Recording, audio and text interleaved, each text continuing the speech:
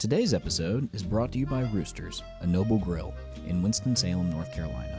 They provide an upscale menu of Southern food and dishes with international influences made from local ingredients. More info on them at the end of the episode. Welcome to the Semmax Way, the definitive podcast for mastering finance, investment, and retirement planning. Prepare to unlock the secrets to financial success as we delve into lucrative investment strategies and provide expert guidance towards a secure retirement. With over 20 years of experience, Semmax Financial Group has been dedicated to serving investors, and through this podcast, we aim to empower you with the knowledge to maximize your savings and achieve lasting financial freedom the Semmax way. Whether you're a professional finance enthusiast, a high net worth individual, or part of a sophisticated investment group, this podcast is tailor-made for you. And now, here is your host, Matt Landon, financial advisor for Semmax Financial Group and licensed CFP. Hello and welcome to yet another episode of the Semmax Way. I'm Matt Landon. I'm joined by Michael Sellers, one of the other advisors here in our office. Hello. Hey. How's it going, Matt? It's going all right. Now, today we're going to be talking about taxes. It's tax time. It's a fun time of year, right? And we're going to go in a couple different directions with that. But I think a fun place to start is really around the small business side of things, because there's a lot of small business owners in America. There's a lot of really unique tax deductions we can take with that. So right off the bat, I know that's really, really broad. What's the first thing that comes to mind when we talk tax deductions? Yeah, I would call it more of a side hustle for my wife and I right now, but we've got some real estate, and it's just getting that organized into, hey, if you use QuickBooks or something like that, it's always helpful. We use the old Excel spreadsheet for things like that, but trying to track your expenses and revenue and income and all those little things that you get charged monthly on for properties, just keeping track of that. So it's really coming up with a way to be organized with your expenses and income and keeping track of it throughout the year. I'm going to agree with you there. I think if you measure something, you're going to be able to see what's going on. And when you don't keep track of it, and at the end of the year you pull it together, you kind of go, whoa, I spent how much on what? Or you realize, oh, we could have qualified for this deduction if we'd done it just a little bit differently, or we should have waited on that purchase until the new year, that kind of thing. So I definitely agree that measuring things is incredibly helpful, and keeping track of it can definitely make a difference for you. What's your favorite Excel hack? Have you got one? I'm still a little bit old school, hunt and peck on the Excel spreadsheet. I can do some basic formulas, but it's really just doing a long list and trying to put categories in that are easy for your CPA to understand, or related to what's on your actual tax return, matching those categories with those different various expenses that you have. So I want to touch on something kind of interesting, because I heard a gentleman speak, and then I immediately raced out and got his book. And it's a phenomenal book, and it really turns on your head the way we think about profit with small businesses. And it's a book called Profit First. Have you heard of this book? I have not read it yet. Okay, it's fantastic. The basic principle of it is when you own a small business, you need to pay yourself first. The old school formula or calculus has always been, you look at what comes in, you look at your revenue, you subtract your expenses, and then the result is profit, right? Right. Positive or negative. That's what you've got. His argument is really around the law of scarcity. And so the idea here is that if you have less to work with, you make it work, right? Think about when you were right out of college and how broke you were, and somehow you managed to survive, pay your bills, and live. And then you have that lifestyle creep. As you make more money, all of a sudden you spend more, right? Right. So the idea behind Profit First is take the revenue that you have coming in, pay yourself first, immediately take some profit off of that, set it to the side, put it in a whole different account, pretend you don't have it at all, and then what you're left with, this is your new operating budget, right? And it's kind of interesting how that works, because I was talking with a gentleman who owns a small business, And his whole thing was, he looked at me and he said, I had great revenue, but I made nothing last year. What happened? And we started looking through it, and he was looking at it, and he was doing a really good job with the deductions. He was tracking mileage. He was tracking new equipment. He was tracking meals and different things. But the result is, he looked at it and went, I didn't make anything last year. Mm-hmm. I was working really, really hard, but I didn't make anything. And so I think it's important to try and get those tax deductions, but also don't avoid paying yourself, right? Right. Kind of turn it on its head a little bit and manage both, paying yourself that profit that you worked for, and then really focusing in on the budget and minimizing expenses and costs. Yeah. And of course, tracking, those deductions that you need to take. Now, let's break this down. The difference between a deduction and a tax credit, because I think some people kind of get confused on those. Do you want to lay that out for everybody, or? Yeah, we can. You can. A deduction is, it's going to come off of the revenue, right, of the business. So something like, you take a home office deduction, and it's, formula where you can use what's the square footage of your office at home versus your overall home, and your CPA can work with you on that. And by the way, neither one of us are CPAs, so this is not tax advice. This is just this is just information, right? And tax planning kind of guidance, I guess. And here's the thing with a deduction. A deduction, like you said, it comes off that revenue line. But if you're in I'm going to use really easy round numbers here. Let's just say you are in a 20% tax bracket, and you were going to have $100,000 of revenue, and you get a $10,000 deduction. Mm-hmm. You have taken $10,000 off of that revenue. Now you're only bringing in $90,000. Well, that if you're in the 20% bracket here, and again, I'm using really round numbers for example's sake, that's not a $10,000 in tax savings. It's 20% that you would have paid. Right. So it's $2,000 in tax savings. So that $10,000 deduction turns into 20% of which what you would have paid in taxes. So it saves you $2,000. Right. A tax credit, by contrast, is money off what you owe in your bill. So if you have a $10,000 tax credit, well, that's $10,000 you didn't have to pay in taxes. Right. Much more valuable than a deduction to have the credit, but the credits are few and far between for the most part. They are indeed. So I think one of the deductions that I think gets overlooked a lot by small business owners is really around the vehicle side of things. And so is that something you and Anna have explored with the small business? We're looking at the simplest way to do it is just to deduct mileage and kind of track mileage that it's work related. Mm-hmm. And I think for 2023, I think the mileage deduction is up to like 65.5 cents per mile. So that's fantastic. Kind of starts adding up. And we've got, if we have a property out of state and we drive to that property, it can add up. It could be 1,000 miles of travel and $650 off of our revenue. And my understanding is, let's just say hypothetically you have a property in Nashville and you're going to go see a country singer that weekend, right? Right. You can still go see a country singer as long as you're going to Nashville. You're doing some work on the property. There's a legitimate business interest there. You don't have to exclusively do work and then drive home. You can stick around for a day. Exactly. And still write off that mileage, right? Of course, yeah. Roll that into your trip and make it fun. So what I'm hearing is we need to invest in properties and areas that you want to vacation in.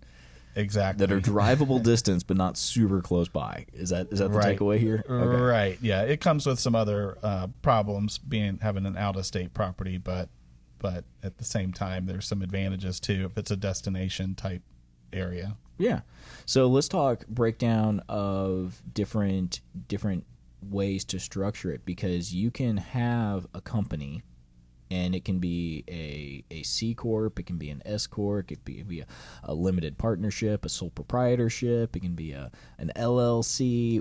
When we talk through this, I know there's a lot of different structures for companies, mm-hmm. right? So what, in your opinion, is the way that you should structure this? Yeah. So for most 99% of small business owners, or you've got a side hustle, you start out and it's just a sole proprietorship. It flows through on your taxes. If you want to start an LLC, you could certainly do that. Once the business is to the point where, hey, I'm earning consistently, 60, 70, 80,000 plus annually in income or revenue from that business, that's about the time you should definitely meet with a tax attorney or CPA on entity structure. And most of those folks in that position, say you're a realtor or something like that, you would open up an S Corp. And the reason for an S Corp is you can pay yourself a salary and you're able to deduct a portion of that revenue off of and not have to pay self-employment taxes on it. And that's pretty huge. It's big. If you have 100,000 of income and you go from a LLC to an S Corp, you may be able to save $10,000 a year in taxes just on that self-employment tax, that 15.2% self-employment tax that you would have to pay if you just had it as an LLC or sole proprietorship and it was flowing through your personal tax return. You mean to tell me just by changing the structure of how you have that company set up, making the same amount of income, let's say you go 6 years out, there's $60,000 in tax savings just from having your company structured one way versus another way. Exactly. And the IRS set it up that way to encourage business owners to take advantage of these deductions. They want to encourage people to open a business and to be successful, to invest in real estate or new machinery and equipment. All of these things are in place for a reason, and that's to continue to grow the economy and grow the tax base. And so you need to take advantage of the tax code and what is there for you. Yeah, and that's where with the tax code, there are thousands of deductions and things written into the tax code. And of them, there's hundreds that apply to individual investors. And of those, I would say there's about 64 key ones that we key in on and focus in on. But I think that's where doing a tax strategy planning session with your financial advisor as well as with your CPA, pull your CPA in, but really looking at it holistically can be so valuable, right? Right. And I think one thing that gets overlooked there is the estate component to things. And oftentimes we're building income, we're building these businesses, we're building this revenue for ourselves, for ourselves and a spouse, right? Mm-hmm. But then we're also thinking about it beyond a certain point. It's no longer just about you. It's also about what are you doing for your kids? What are you doing to give back? What are you doing to grow? And so I know you've got a son, or Anna's got a son that's interested potentially in the business. Right. With a sole proprietorship, that business dissolves at your passing.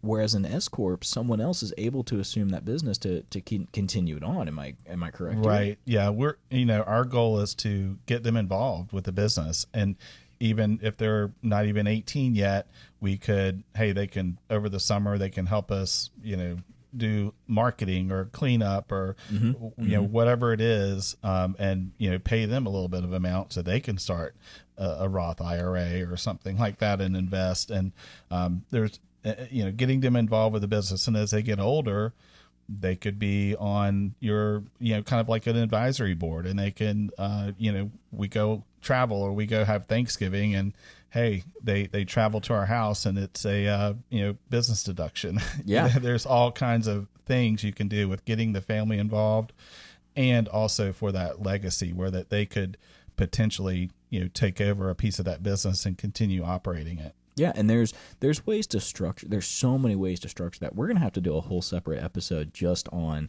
legacy planning around business owners and families, because there's a lot that can go into that.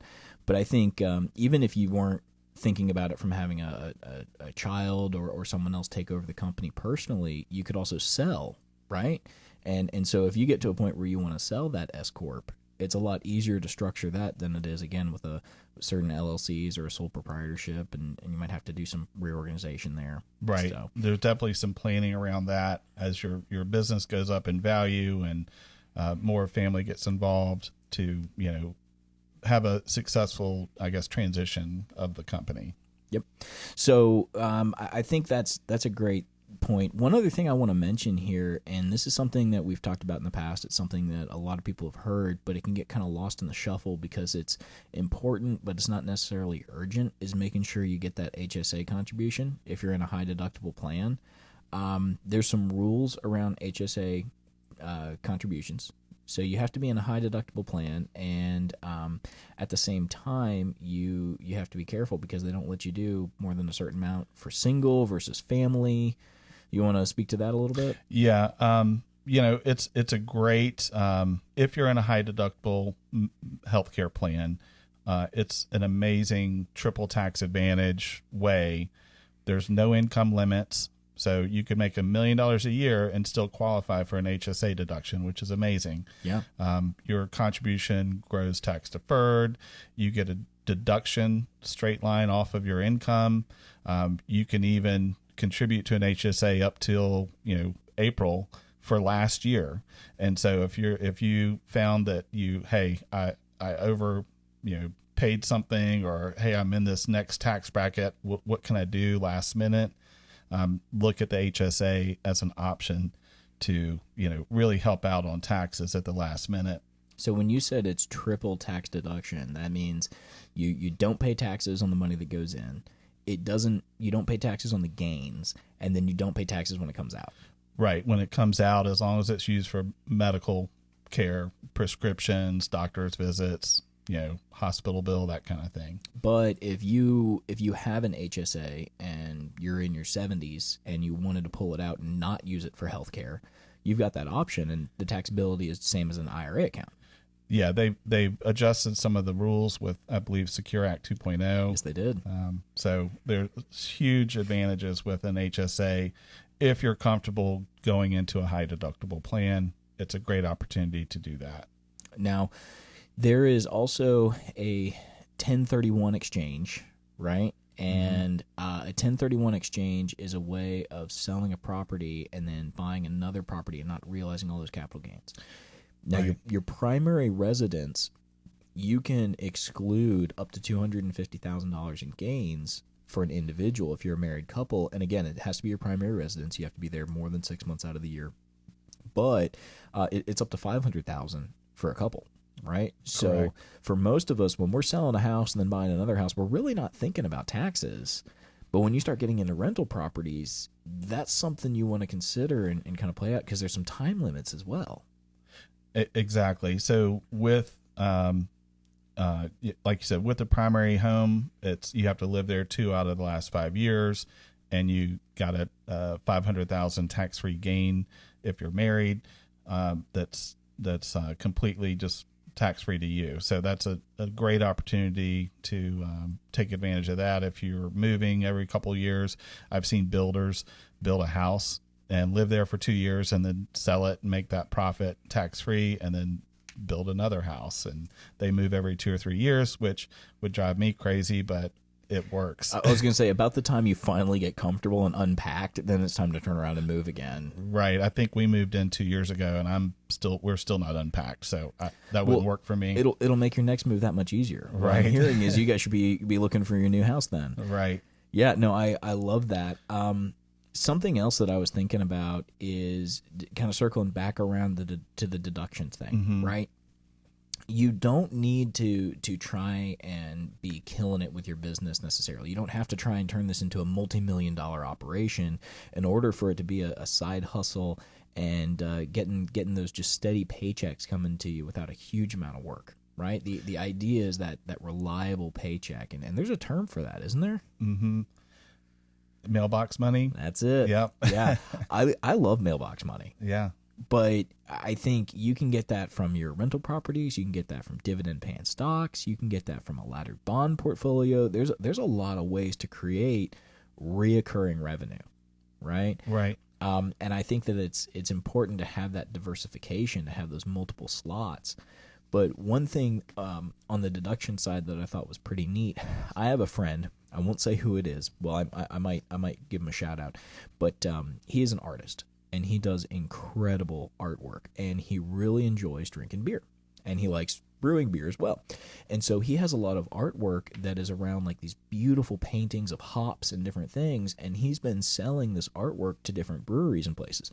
And so this is a guy who loves drinking craft beer, and he's able to walk into a place that he's never been, order a couple beers at the bar, enjoy them, chit-chat with the bartender, talk to the owner. Before you know it, they're buying this expensive piece of artwork, and he's able to write off his beers because it's a business expense. Wow, that's awesome. So, I mean, it can be fun. It's not like we're sitting here talking about business as something terrible. It can be as simple as shooting the breeze, drinking beers over a counter and selling some artwork. It can be an enjoyable thing. Yeah, it's amazing. And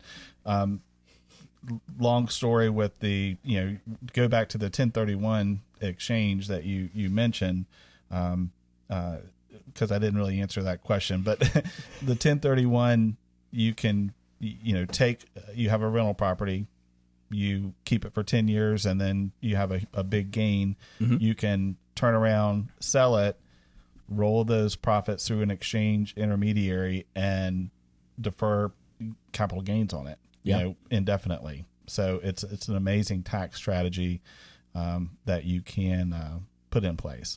Now, the 1031 is really common. We see that a lot. There's another one that is pretty interesting. It's a 1033 exchange, and that really only applies to buildings that are being taken over by eminent domain or due to like a natural disaster that are insured that get wiped out, and you can take the proceeds from that or that replacement value, flow that into a new property and do that same exchange. What's really neat about that is you've got a little bit more time. It's not quite as restrictive as the 1031. The 1031, I believe it's 31 days. Yeah, you have to name a target property, and then you have another, 90 days or 180 days. It's fairly complex, but you got to be on it, and it can be tough to accomplish. You want to be working with your realtor and an attorney to make sure everything's done correctly, right? With a 1031. 1033 is a little bit more fluid, but again, it's limited as far as the situations go. But if you're hesitant to buy a beach property because you go, what if a hurricane's going to take me out? Hey, a 1033 exchange could play to your advantage. Mm-hmm. Here's one thing that's really unique about a 1033 exchange is if you have a property with $1 million value and you do an exchange, you have to put it into a similar property value. So it has to be at least another $1 million property. What's interesting about it is, let's say you have $750,000 in equity. You only have a mortgage for $250,000 left on this property, and you do the exchange. You do the 1033 exchange. You can put $300 down, and you're effectively pulling $450,000 of equity out of the property, and you're realizing zero in taxes on it. Right. That's amazing. It's really cool. Tax-free money. Now, you want to make sure your mortgage is at a point where that's appropriate, but and your revenues on the property can handle it. Bingo. But I mean, think about 3 years ago when you could get a mortgage for 3.5-4%, and right now you're getting T-bills paying you 5.5%. Well, you're making more money not paying that property off than putting extra down. So it's pretty amazing stuff. Right. But that's an example of where I think working with a financial advisor, specifically with the CFP, can give you a lot of information and insight, and then just look at the world just a little bit more creatively, kind of pull these different things together. I've used the example of being a quarterback or an offensive coordinator where you're really kind of looking at it and going, okay, this is where we need to, here's an idea, but why don't you take it and run with it with an attorney? Why don't you take it and run with it with your CPA? And you absolutely want to have them involved. But do you have any other thoughts or things you want to chip in there? Yeah, I mean, I think we were all over the map with this, but the real thrust of it is tax laws and regulations are put in place to really help business owners grow the business and add to the economy, and so taking a few steps, working with professionals, legal, CPA, CFP, on getting the structure set up properly, handling liability issues, putting property into an LLC if needed, and then taking advantage of all those tax deductions and those tax opportunities to save money on taxes.